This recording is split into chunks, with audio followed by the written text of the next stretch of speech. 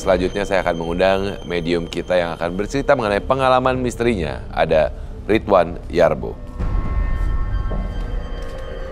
Selamat malam Mas Ridwan. Selamat malam. Silakan duduk. Ya, silakan duduk. Muhammad Ridwan Yarbo, pengemudi ojek yang selalu diikuti oleh sosok kakek misterius. Teman-teman panelis silakan duduk. Baik, Mas Ridwan, terima kasih banyak sudah meluangkan waktunya di Medium untuk menceritakan pengalaman mistisnya. Mungkin bisa diceritakan kepada teman misteri di rumah, kepada Tasya, kepada Ervan, kepada Ian, dan juga kepada panelis kita. Sekaligus juga mengingatkan bahwa Mas Ridwan sudah mengirimkan gambar ya? Iya. Dan Ervan akan menggambarkan energi atau sosok yang ada di lokasi tersebut. Silakan Mas Ridwan bercerita. Pertama, selamat malam semua. Malam. Ya. Kisah saya ini berawal dari saya sama teman saya dalam perjalanan pulang dari Gorontalo Ya. menuju Manado pada malam hari sekitaran jam 12 malam. Oke. 12 malam. Sudah sekitar 1 jam perjalanan, itu kan kita capek. Ya. Jadi kita istirahat di lokasi yang sudah saya kirimkan itu. Jadi foto tadi adalah foto-foto dari lokasi tempat Anda berhenti ya? Iya. Oke. Nah, sambil kita istirahat ngobrol-ngobrol berdua, tiba-tiba ada teman saya tuh lihat dari arah depan gitu, ada yang jalan gitu kemari. Oke. Nah, sekitar 100 meter ada yang jalan. Dia nepok, Wan, itu apa? Saya bilang, mana? Itu yang lagi jalan kemari. Orang apa?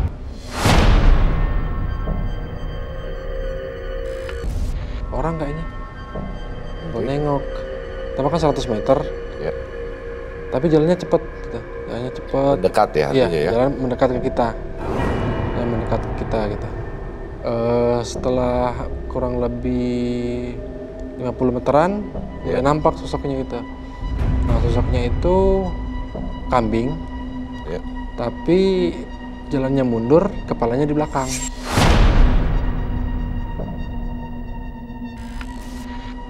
Oke. Nah, terus sama kakek-kakek, bajunya kakek-kakek, celana pendek, bajunya putih, pakai itu apa namanya, topi buat orang ke sawah gitu, Caping. pakai caping gitu.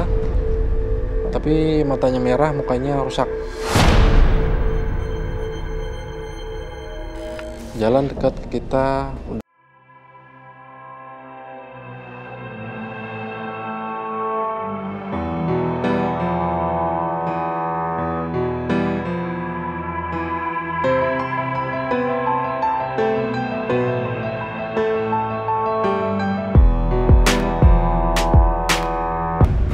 Kakek itu ngikutin kita. Tiba-tiba ada sosok kelewat gitu di depan. Nyebrang depan Anda? Nyebrang, nah. Oke. Di tikungan gitu pas di lewatnya. Kita kaget, saya kaget, ngerem mendadak. Ya. Jatuh. Temenku, bodo amat gue udah sakit-sakit gini, lu malah ngomong kayak gitu. Ya. Nah, udah kita istirahat kan, baru habis kecelakaan, parkirin motor, ngecek motor, apa semua, lihat periksa luka, ada satu warga nyamperin. Ya. Nah, emang dari mana?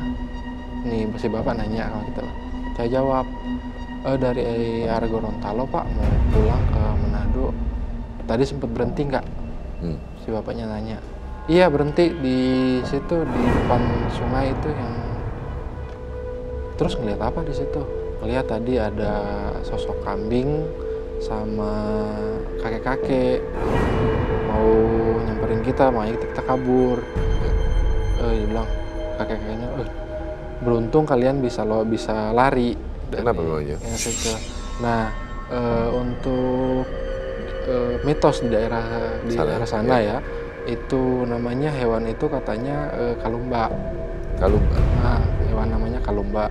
Itu kalau udah itu istilahnya piaraan orang gitu. Oke. Nah, piaraan dukun gitulah. Ya. Kalau orang yang ditargetin itu kemungkinan lolos kecil.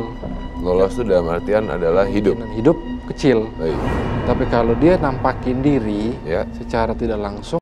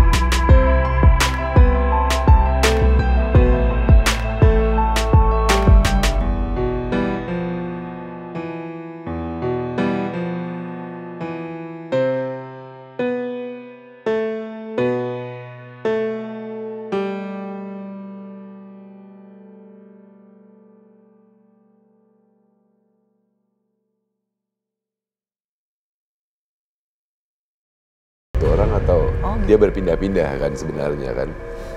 Makanya tadi juga. Oke. Rituan ini dia bukan aura ya, pagernya tuh cukup kuat. Dari dirinya atau dari dirinya sendiri pagernya cukup kuat. Terus mungkin itu yang membuat dia jadinya tertariknya itu niatnya untuk diambil ilmunya sebenarnya. Oke. Karena menurut si kakek ini ilmu kamu berguna buat dia bisa bikin dia semakin kuat. Cuman karena dari istrinya punya penjaga yang cukup kuat juga, kamu aman. Jadi sebenarnya selama ini yang bantuin jagain tuh juga salah satu dari istri juga. Oke. Tapi dia sendiri pun pagernya kuat. Sang kakek itu negatif atau positif sebenarnya? Negatif. Negatif. Makanya sebenarnya dari apa yang pernah dipelajari oleh Ridwan yang sebenarnya untuk membentengi diri atau menjaga dirinya. Ini dari tadi ya, ini apa sih jatuh-jatuh terus? Sebenarnya akhirnya malah berpengaruh ya terhadap dirinya, tapi ada satu sisi dari keluarga istri yang menjaga ya. Iya. Oke. Ervan sepertinya sudah selesai. Iya. Mungkin bisa diperlihatkan. Baik. Ya, dari yang foto yang dikirimkan Ridwan? Ridwan, jadi saya melihat ada sedikit berbeda. Jadi di sungai itu saya melihat kayak ada siluman ular sih. Baik. Siluman ular dan mungkin dia berkuasa di daerah situ. Saya entah ada hubungannya apa tidak dengan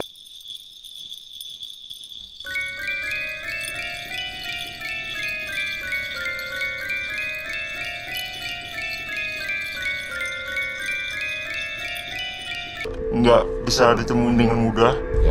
apalagi di Jawa ini. Oke. Masih ada yang mau ditambahkan? Ini kakek ini ya sebenarnya mungkin itu salah satu manifestasi dari ilmu. Oh. Jadi kalau diajak ngomongnya juga nggak bisa. Jadi dia bawaannya aja gitu yang bikin kita tahu bahwa oh ini orang Ada. sosok orang ilmu gitu. Oke. Itu dia mungkin menunjukkan ketertarikan kepada Ridwan karena sosok itu adalah hasil manifestasi dari ilmu. Akhirnya dengan ketertarikan dulu Ridwan pernah ngilmu lah istilahnya belajar. Berarti yang nyari itu ya? Ya, Nyari, ya. iya. Belajar. Belajar. Bukan dapat dari keturunan. Ya ada yang mau ditanyakan kepada Mas Ridwan kalau dari mendengarkan cerita apa yang terpikirkan oleh Yayan sebenarnya? Ada nggak? Tujuannya Tujuannya ngilmu pada apa? saat belajar itu Apa? keinginan apa yang kamu mau atau rasa penasaran apa yang kamu punya? Pertama istilahnya untuk jaga diri lah. Oke. Jaga diri. Terus di situ kan ilmu itu kita bisa gunain untuk pengobatan. Oke. Istilahnya pengobatan dalam hal-hal gaib gitu. Jadi saya mempelajari dari segi pengobatannya. Oke. Jadi tujuannya adalah sebenarnya tujuan yang baik, batasi tapi sekaligus membantu orang lain sepertinya. Ini Kenapa? Mbak Tasya? tadi yang Aci ya? Mbak Aci, Heeh. jangan bengong, kamu udah ditempelin lagi. Tempelin sosok apa, Tasya? Kakek-kakek ini, Oke, malah mencoba untuk ya berkomunikasi gitu atau mencoba untuk menempel ke sana. aku di sini sebentar ya. Ya, oke. Sambil Tasya mungkin menjaga Jagain Aci. jagain Aci terlebih dahulu. Nah, tapi sosok kakek itu Kakek, yang mencoba, yang dari tadi mencoba untuk kamu ini. ngerasa nggak? Badanmu sakit nggak? Oke, Jangan bengong dulu ya. tahan dulu Karena nanti fokus ya. Aci ini bolong banget badannya. Oke.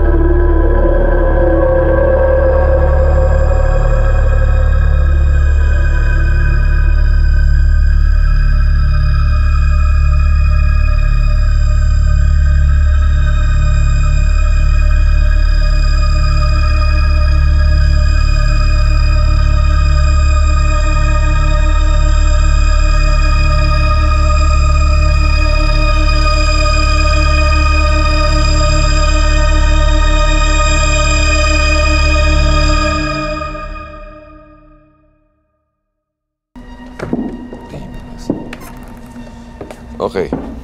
Mas Ridwan sendiri gimana? Akhirnya dengan melihat keberadaan itu dan kakek itu, sebenarnya apa sih yang Mas Ridwan rasakan? Apakah ada efek terhadap fisik Mas Ridwan atau tidak? Kalau efek secara fisik, kalau dia agak sedikit jauh dari saya nggak ngerasain apa-apa. Tapi kalau dia, misalnya saya di sini, dia di tempatnya Mas Revan gitu, Ya. itu badan saya agak berat gitu. Oke. Nah, macam mau untuk gerak itu agak susah. Oke. Lebih jadi sakit-sakitan kah atau enggak sebenarnya? Kalau sakit itu nggak, cuma badannya agak nggak enak gitu. Oke. Terus kalau memang saya rasa dia udah kayak gitu, ya udah saya tinggal cuma diam, dia hilang. Oke. Menghilang tapi sebenarnya belum tentu Iya. menjauh ya. Baik. Oke, baik. Mas Ridwan, terima kasih banyak atas kesediaannya untuk berbagi pengalamannya di Medium pada malam hari ini. Saya akan persilakan Mas Ridwan untuk boleh kembali ke tempat. Terima kasih banyak. Silakan. Selamat malam. Malam. Baik. Dan teman misteri, bahwa kita perhatikan dari kisah Mas Ridwan sendiri, memang sebenarnya ketika kita bertujuan baik tapi ternyata ada satu faktor eksternal yang tidak bisa kita atur yang malah menunjukkan ketertarikan dari niat baik kita dan bisa berdampak buruk terhadap diri kita. Itu yang perlu kita waspadai juga.